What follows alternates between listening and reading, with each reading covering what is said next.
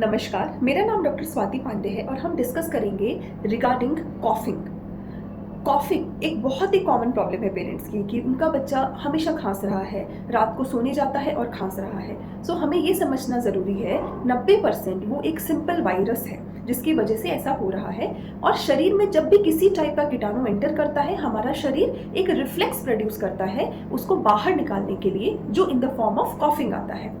खासकर जब virus affect करता है वो हमारे नोज एरिया को ज़्यादा अफेक्ट करेगा, वहाँ पे वो कंजेशन कॉज कर देता है एंड हेंस नोज ब्लॉकेज हो जाती है।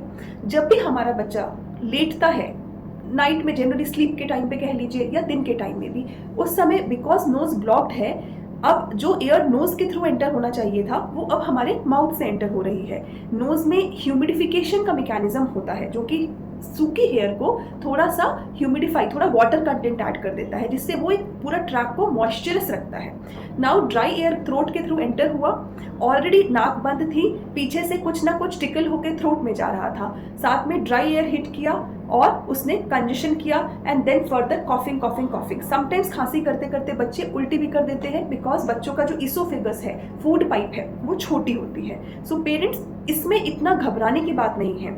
ये कॉफिंग एक बहुत ही नॉर्मल फिनोमिना है, वायरल इन्फेक्शन की वजह से है। 2 हफ्ते से 3 हफ्ते भी लग सकता है कंप्लीट रिजॉल्व होने के लिए। सिर्फ हमको घबराना कब है, जब कोई बच्चे में वार्निंग साइन आए।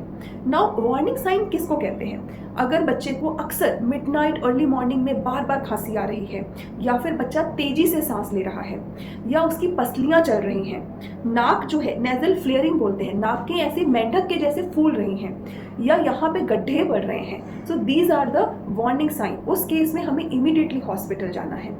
बाकी जो खांसी होती है इट्स फाइन, कभी भी हमें ओवर द काउंटर कोई मेडिसिन लेके उसको दबाना नहीं है बिकॉज हमारा शरीर रिकवरी के लिए काम कर रहा है, ये सेल्फ हीलिंग का काम कर रहा है। I hope I have cleared your doubt. अगर कुछ और भी डाउट्स हो तो आप कमेंट सेक्शन में लिख सकते हैं। Thank you.